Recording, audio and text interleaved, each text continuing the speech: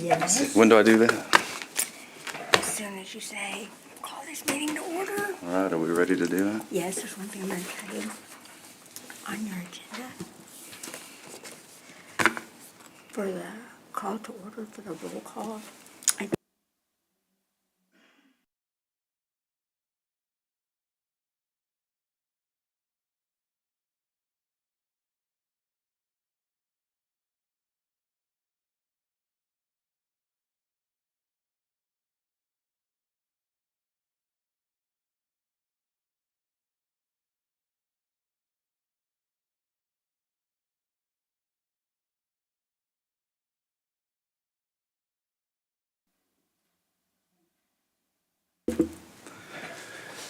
Okay, we're going to call this meeting to order at 6:07. We're going to do roll call. Even if they're not here, and we know they're not here, right? Yeah, you'll call them and just say absent. Okay. Lorraine Henn, absent. Rigoberto Juarez. Here. Donald Atkinson. Here. Damon Collins. Here. Jason Black here. Karen Kinlaw. Here. Rabina Spruill is absent. Okay. Now we'll do our pledge.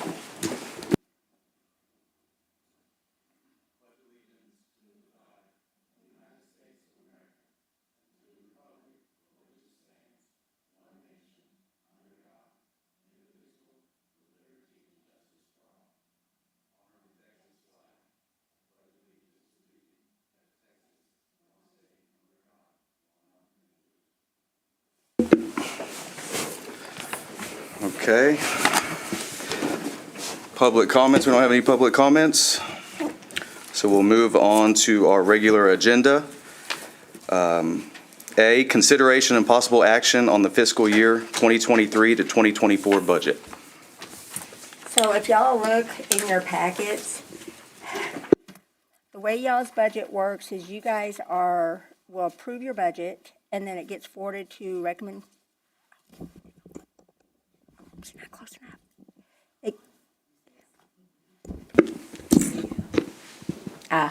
So you'll approve your budget if you so wish tonight. If you don't wish tonight, these are preliminary numbers that are just suggestions for y'all. You guys can either go with these numbers and we're going to discuss them. Then it goes on to City Council. City Council then has the final say on the budget itself, and then it becomes part of the city's budget that's adopted at the end of September. So on the left-hand side of the columns on this sheet that looks like this, the left-hand side, that's your current numbers right now for the 22-23 fiscal year. So for your sales tax revenue, you had $1.2 million budgeted. The recommendation would be to keep that number the same. It looks like it's pretty much, it's going to come close to that if we hit that. So the recommendation is to keep that the same. Your interest income, last year we budgeted very conservatively at $5,000. Interest rates have really done well. So, and we've moved the majority of y'all's funds into a pool account. So you have a text pool and logic, and those are investment accounts. So right now, the recommendation would be to bump that $5,000 up to $100,000, and that's still a little conservative, but we feel pretty good with that. You don't want to be over on your revenues for your budget. For your transfer end, so what that is because the EDC has committed the 90% to the city center project, this $500,000 proposed going from the fund balance is bringing money out of what is called the fund balance, but in essence, it's like your savings. So it's bringing money forward for projects should you have any. If you don't have any, or at the end of the year when the budget closes out, if there's any dollars that haven't been spent, they go into your fund balance. So your savings just continues to grow. So for the total revenues, last fiscal year, it was $1,612,500. The estimated this year would be the $1,800,000. The interest income, that goes into, some of that goes into the savings? No, the way the budget works is it's all done by fiscal year, so that is a guesstimate of what's going to be earned. And then it truly is within the dollars that you're going to use or budget for expense-wise for that fiscal year. So if the money's on the expense side don't get spent, yes, then it's going to roll into the fund balance. And we keep that still into our fund balance. It Correct. doesn't You guys are come out. completely separate, even though you're approved with in a fund within the city's budget, completely separate from all the city's bank accounts, dollars. It's just within the budget book, but completely separate. Can you just clarify what our fiscal year is exactly? It From what runs date? October 1 through September 30th. Okay. Thank you. You're welcome. Then below that, you're going to see the expenses. Again, over to the left is what's currently been budgeted. Over to the right is what the proposed is. For the most part, we kept the numbers exactly the same. The only one that went up was the dues and memberships. Increased that by $500 in the event that you guys want to host something chamber-related. We could do that outside of the other line item. Let's see, everything else the same until you get down to the proposed projects. So on the proposed projects, last fiscal year, you had 500,000. This fiscal year, it was 686,700. The only reason for that little bit of a difference was just to make it a balanced budget. And keeping the transfer in at an even 500,000. If you don't get any project requests or you don't spend that, that is okay. It still stays, it rolls forward to your fund balance.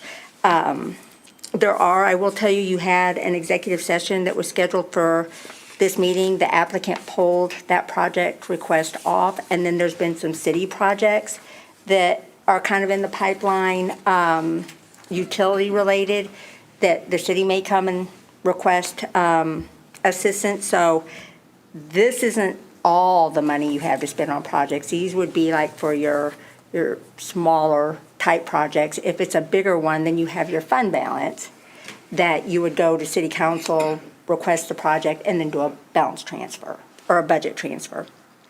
Okay, so if we go above this, the process is to go to city council and amend our budget and say we want to pull this out. Correct. And they have to approve all of that? They don't have to approve Oh, it, okay. no. So when you guys do projects, you guys get the project recommendations, and then it gets published in the paper, it starts a clock. If nobody petitions for it to be on a ballot, then you guys can take official action. Your action then is to city council with a project request, and then city council has the final say on whether, they've never denied a project that I know of. Do you know of any that they've denied? But again, your council is your final say. They've been extremely generous with how they've allowed the budget to operate, and that they've let the budget within itself be done at y'all's level for expenditures, where every expenditure doesn't have to go to council as well. Tammy, just real quick on that. State law requires two things. I guess you're a totally separate board, totally separate entity, but the way it's structured is state law says that council still has its connection to you by appointing the board members and approving all expenditures of the MEDC. So what we do when we adopt the MEDC budget, and most cities do it this way, when you adopt the budget, that's also considered approval of spending everything that's in the budget. Some cities will make you come back and say, every little thing, you want to go to conference, all of you, then that's got to go to the council and they have to approve that one. But we don't take every little thing, every expenditure to council. And maybe we should probably maybe even drop a line in the budget document that kind of says approval of these by council counts as approval of the expenditure. But when it comes to projects, though, we do take that to council for a specific thing because they never know what the project's going to be until it gets submitted and goes through the process. I don't know if that clarifies, but. Okay. So on a little further back in your budget, you've got, it's part of your financial report, the one that looks like this. So let me introduce Rosie real quick. So this is Rosie, our finance manager. So she's the one that handles balancing y'all's account, balancing the tax pool account, the logic account, and overseeing the financial side of it in that sense. So she's kind of, this is the general ledger to give you an idea of, I'm sorry. It's gonna be, I gave you the wrong one. It's the sheet that looks like this. Budget report. Yep, so that one tells you where you're at to date on your expenditures and your revenues. On your revenues, keep in mind that we run 2 months behind on your sales tax interest coming in. So it's not lifetime on that. So really and truly, we spend very little money, and since you guys are only meeting quarterly, you haven't come close to spending these dollars, but you don't want to necessarily not budget for them in case something does come up or the meetings do start picking up or there's something that you'd want to use the dollars for. Oh, there's going to be. So this, the right side of this proposed sheet, again, this is y'all's budget. So if you guys want to discuss these amounts or want to recommend different amounts, for the most part, they've been very consistent with what you've had in the past. If there's not any changes, then if you guys want to take your action tonight, I did list it on the agenda for action if you wanted to take action to be able to forward it to council with recommendation. Okay. These are just projection, right? Truly, for that yes. one. I'm trying to understand the 5,000 to 100,000 was what? So the interest How is it rates justified? were, Very one, the low. interest rates were extremely low, but two, on the revenue side, we chose to be, we had some big project things that we thought were coming forward that they didn't. So we budgeted on the conservative side for the revenues, thinking that there would be a couple projects that would be causing the money that's in the bank, earning the interest, Okay. to be gone. Oh, I see. So That since makes those sense. projects didn't come about, and typically you'll find we want to under budget on the revenue side and get more revenues than what we thought as opposed to the reverse. Got it, that makes sense. Okay, I'm good with that. I do have a question also. The money that's tied up in text pool and logic, is that difficult to get out, or can we Oh, pull no. that? Are there Immediate. Okay, so there's no restrictions on a certain time period? Okay.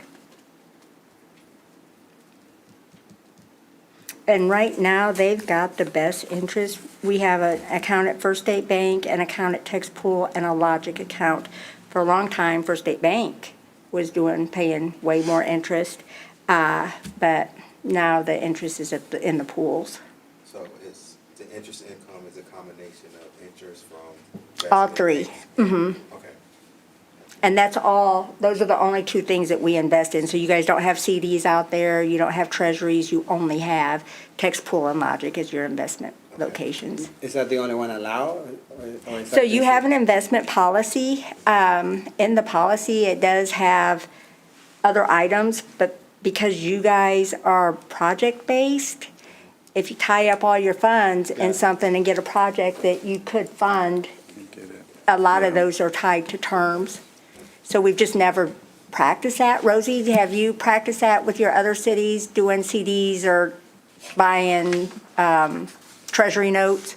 We have, but technically, we usually stay with something flexible like that, a money market, something that we can Something you take the can money easily we have. just. Something very liquid. Yeah, okay. On our account summary balance sheet, there is some restricted cash with Logic and with text pool. Is that for funding that's already been committed? Is that why that's restricted? That's part of the committed funds to the city's city center project. Gotcha. Okay. I would say that the restricted cash is already committed, is already kind of out of the budget, pretty much? Okay. Yeah, it's still, we haven't given the money Oh, to the still city, so you guys are still Just earning all the making up. interest and everything, but somehow, for auditor purposes, that's how they have us designate, so that you know it's not, you've already committed it somewhere. Do we know when that money's going to move to the city? Do we have a estimated time? The money will actually move to the city? We don't. Thank you. We're gonna defend it, I guess. Not where you're honest. Right. Do we know the status of that project at all? The city center project, Yeah.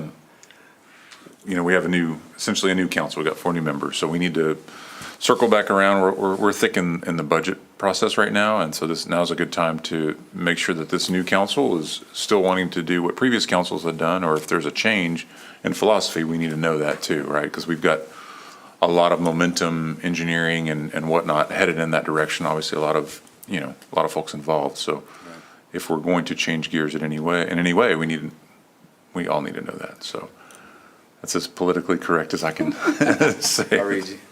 Thank you. Okay, on that same lines then with, like you said, with the new ones coming in, not knowing directions they want to go and stuff, and with us having quite a few members on this board, any of this that was committed beforehand, before we got here, or since we even got here with some of us, is there ways to go back and amend what we agreed to spend with on projects? Is there a procedure to go through to be able to do that? I don't know how, because it's been committed under contract. In fact, I'm really surprised to hear that it hasn't been moved over to the city, because it's been technically, generated, allocated, and I would have thought transferred over to the city, just waiting in a city account for when the road gets designed or the utilities get designed, that they're supposed to, and it may still happen no matter what goes in there. We might still need the road that goes up, and as long as it's tied to commercial project. And when we did this project, we listed pretty much every available project you could do it for under the 3 chapters of the whole code, so that it's about as flexible as you can get to use the money for that area, because we weren't entirely sure what was going to go in there, and we wanted to make it as broad as possible. That project passed, didn't trigger a vote. So now we've got the agreement in place, and to fulfill the terms of the agreement, it should be transferred over to I the can tell city. you why it wasn't, because part of the conversation, and Karen will remember, was EDC was in favor of the project, but they weren't in favor of the money sitting in the city's bank account earning interest without the project going anywhere. They wanted to maintain the interest earned Smart. on it until it was expensed. So that was a big deal to them. So we put it as restricted. I don't remember that being in the agreement that way, but it's been a long time since we've been doing this for 6, 7 years now? Long Something like time. that. So that was why we never transferred it out. Otherwise, I don't have an answer about, getting it back. I guess you could try to go and amend and have a different agreement to get it transferred officially back from the city to the EDC. That would take another agreement. You have to cancel the agreement we're in now, come up with another agreement for council to interlocal it back to the MEDC, if that's possible. But I've never had something like that happen. I think even if we didn't give the money back that we've already saved, could we say, okay, well, from now on, the 90% is not going to happen anymore, if we wanted to do That would require an amendment, because the agreement's in place, it's going forward, and unless that somehow gets amended or canceled or terminated, then that would require mutual consent of both the city and the MEDC, so.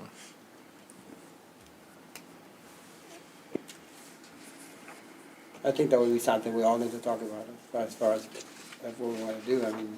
If it's worked in the past, I think it's fine. I think we need to just talk about it if you want to decide to do that. I would say that obviously the city council is the final decision maker on that. Since it was a project from the city to the EDC that was approved, it was published, it didn't go on a ballot, unless during the budget process of the council that they decide to put a halt on the project. I can't see any reason why they would want to take away the funds from it, even if you guys, I would agree. without anything in the pipeline to spend those dollars on,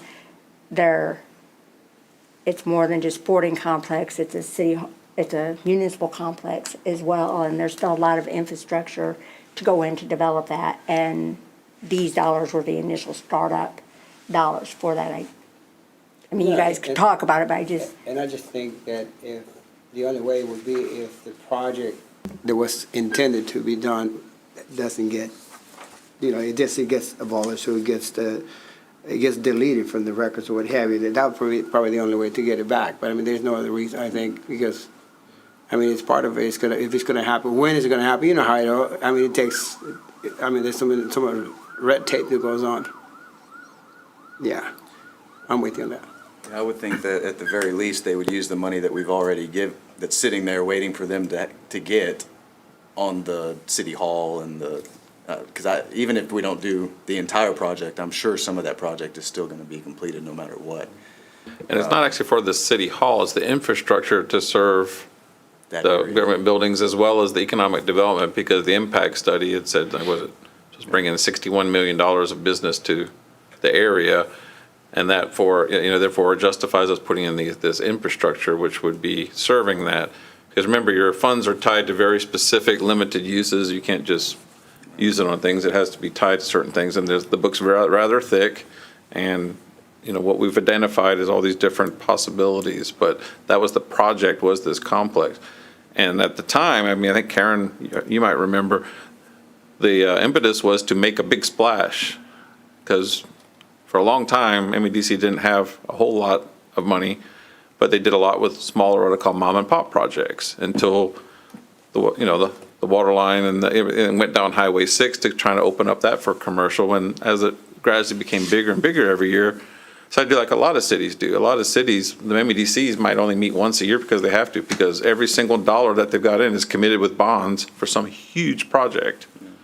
So we decided to make a big splash, and that's why this 160 acres in the development was to create a city center that we didn't have, and to use that money to make as big an impact as we can that would last for generations. And so hopefully, something that's similar, if that doesn't happen, it's going to be used for something similar in a big splash type thing. And correct me if I'm wrong. MEDC cannot build a building or do projects like that. We do mainly infrastructure projects. So we're not going to build the police station. We can get water and sewage to the police station, but that building, we can't do that. There's a lot of restrictions. It's a little more complicated than that, because Yeah. now there's for cities under 20,000, we call it like a wild card project exemption, where the language is very, very broad, and you can make a lot of arguments that as long as we're under 20,000 in population, we use that exemption to do maybe buildings, but it's all tied to economic development or creating jobs. And, any type of job creation is paramount. That's originally what the statute was designed to do, training and creation of jobs. So, and then it's kind of broadened a little bit to be more like helping commercial develop, targeted infrastructure to target certain areas to develop for commercial. And that's what we're doing. Like the Highway 6 thing is the best example. I mean, nobody was going to come and open up until we got water and sewer. And then we would get calls at City Hall all day long. Not until we get water and sewer. Well, guess what? MEDC did it. It went on down, and it's helped open all this up.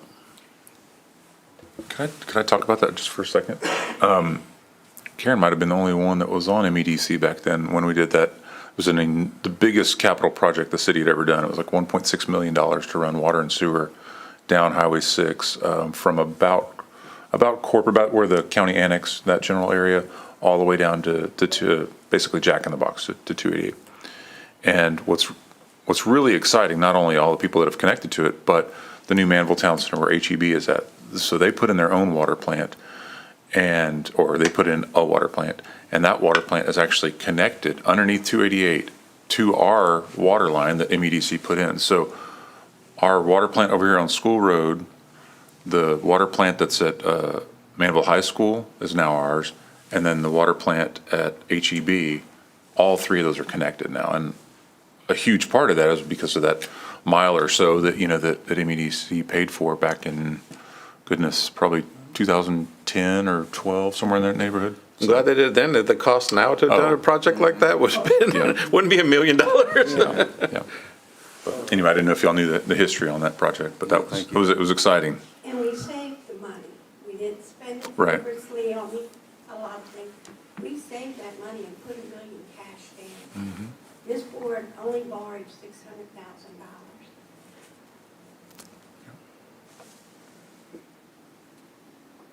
Good job. Yeah, that's great. I mean, to give my opinion on it, I think right now in this city, that's what we need is infrastructure. That's how are we gonna get businesses to come That's up and down exactly, some of yeah. these roads if we're not giving them, I've got a business on Highway 6, I don't have sewer. We're all on septic Well, over there. Dan, would you like to talk about a potential sewer project headed that way? the budget to keep us on topic? Oh, sorry. Well, they was supposed to come back to us, I think, when we talked to Kyle last time about some projects supposedly to do with water and sewer. We sure can. And I'm sorry if I got us derailed on the 160 acres, 150 acres? The city center. Sorry if I got us derailed on that. We haven't talked about it yet. Our new council hasn't talked about it. So as far as we know, it's still a project, right? And, we've got engineers that, Freeze and Nickel is under contract, and they're working on the design for what we call the spine road to bring utilities and everything down there. Valencia is moving forward. If you haven't seen it lately, Pollard, which goes through Blue Water Lakes, is going to go all the way north to Del Bello Boulevard, which is the same road that comes out at the Toyota dealership. So, that's this year. Well, you'll be able to do that, which is just phenomenal. So that's the road that we're going to come off of, right? The Del Bello is. So as far as we know, it's still a real project. So I sorry if I contributed to the question mark. We just haven't had a chance to talk about it with the new council yet, just to make sure, we've already got a lot of wheels in motion. So we're still hopeful that it's a project. The sewer you want to talk about, Bobby? As a wastewater treatment plant? Oh, lift station. Lift station. Yes, so to get water to the eastern part of town is pretty straightforward.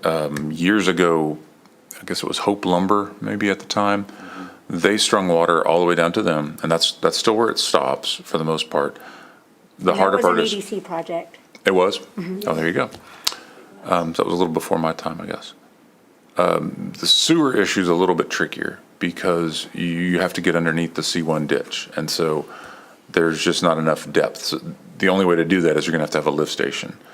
And lift stations are expensive. The one like we put in behind City Hall and here in Stripes, that's, it's pushing $1 million for just the lift station. And then, you're talking about the piping and everything else. So it's a real project that needs to happen at some point in time. What we'd always hoped that we would have a partner in some form or fashion. When Dollar General came in, talked about it briefly, and then they realized, they've got a couple of bathrooms. Like, we'll just use spray field and septic and move on down the road. So there just hasn't been that big project that would make sense maybe to partner with something like that. It needs to happen, no question. But Like the Rule 22 is like, we don't have the sewer because we don't have. Right. We don't have the commercials or everybody come in, we have no sewage. I mean, Right. It is. At some point, we have to decide, how we're gonna do it, because as I understand, the more infrastructure that we put together, the better, I guess, chances of getting this group coming in and Sure. create this, the business surge. I wouldn't recommend doing that project yet. And the only reason I say that is our wastewater treatment plant has a limited capacity anyway, the one that's on corporate. Hopefully, we're under design. The city's spending $2 million on a design for a new wastewater treatment plant. And they're at 90% done. They're almost completely done with the design. Then we actually have to, go out and get real numbers, but it's $30, $35, $40 million. It's a very expensive project. So till we have the capacity to treat more wastewater, we don't want to send any more wastewater, to it just yet. So that's going to be a big project that, is obviously going to take some type of bonding.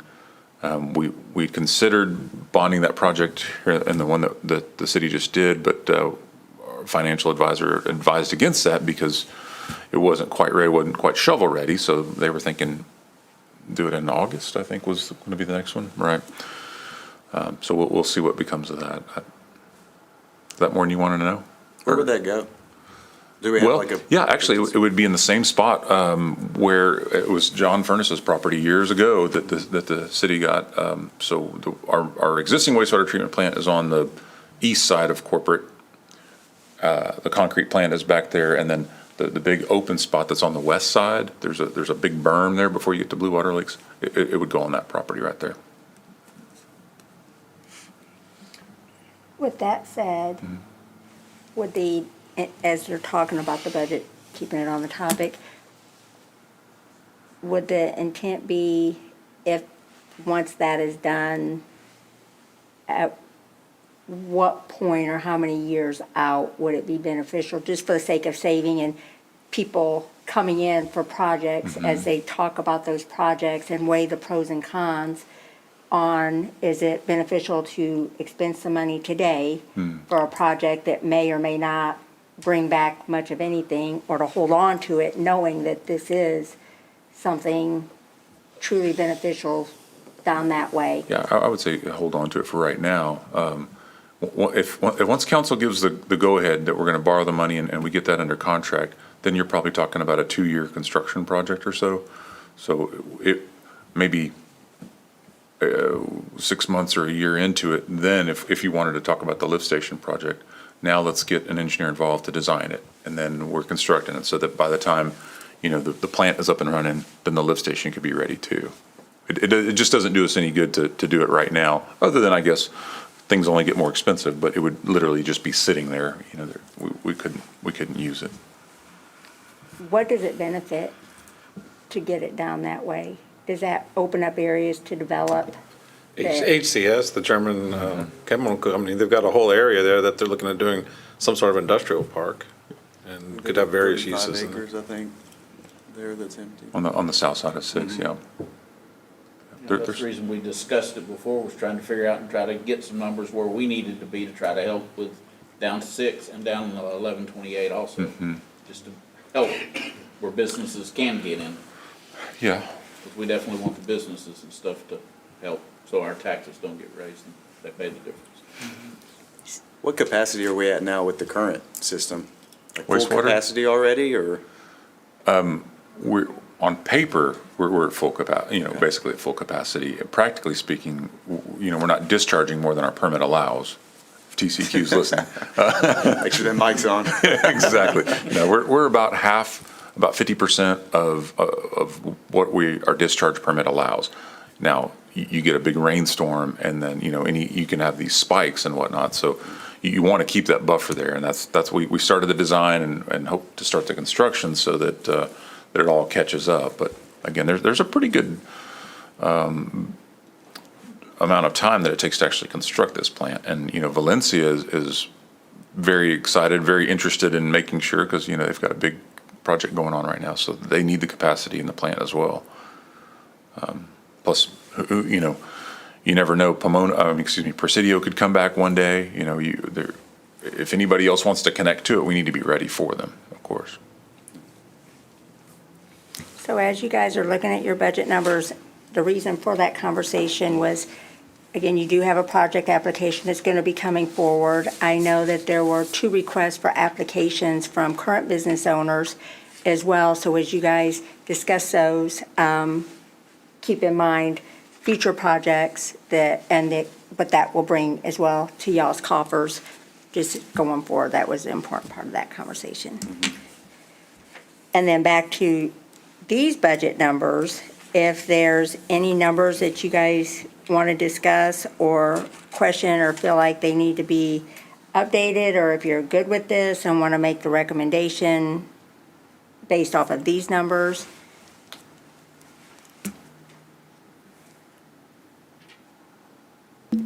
Personally, I'm good with the budget the way it is. Because I can't think of everything's covered. Over the years, we have developed the topics to cover anything that would come up. So I would make a motion to accept the budget and send it to council. Okay. I second the motion. That's what I say. Karen made the motion to move forward with recommendation. Okay. So Karen made the recommendation to approve the budget for next fiscal year. Donald seconded that, and now we'll take a vote. All in favor? Aye. Aye. It passes 5-0. Okay. We'll move on